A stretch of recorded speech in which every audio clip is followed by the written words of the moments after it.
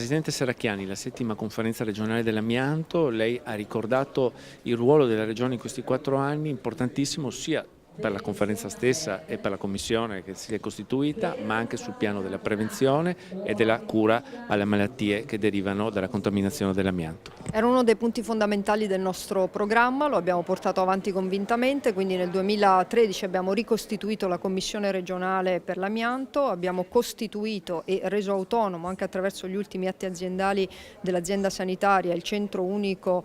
di riferimento regionale per la lotta all'amianto che ha sede nell'ospedale di Monfalcone. Abbiamo creato le condizioni di un percorso unico multidisciplinare che riguarda il malato, che ha un tesserino a cui può fare riferimento per qualunque intervento che riguarda evidentemente l'assistenza sociosanitaria, comprese evidentemente anche le esenzioni, e dall'altra parte un intervento importante, lo abbiamo fatto fin dal primo momento mettendo insieme l'ambiente e la sanità, gli interventi sulla prevenzione, le bonifiche. I regolamenti sono ormai attivi, riguardano attività private, riguardano imprese, riguardano edifici pubblici, e dall'altra parte tanta prevenzione, che significa anche informazione anche perché manca ancora in buona parte della nostra regione la consapevolezza di quanto l'Eternit e quindi l'amianto sia pericoloso e di quanto poi possa causare danni, anche ovviamente consapevoli che può passare molto tempo. Assessore Telesca, conferenza regionale sull'amianto, un concetto che è passato oggi è quello che c'è stato un grande cambiamento, nel senso che non c'è più colui il quale è malato a causa della contaminazione d'amianto e deve girare attorno al sistema sanitario, ma c'è un sistema sanitario che gira attorno al malato o alla persona che ha bisogno di cure. Beh sì, noi diciamo che in questi 3 anni abbiamo lavorato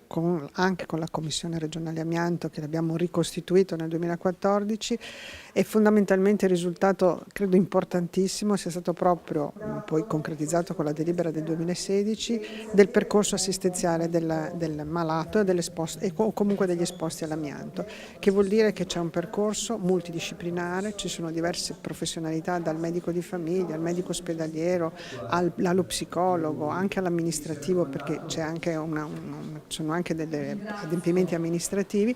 che scattano non appena la persona viene a contatto con il centro. Tra l'altro su questo abbiamo anche attuato il tesserino dell'esposto amianto, abbiamo previsto l'esenzione del ticket sanitario per tutta questa parte, la parte che precede ovviamente la parte più clinica, e quindi credo che questo sia importante, un percorso unico al momento in Italia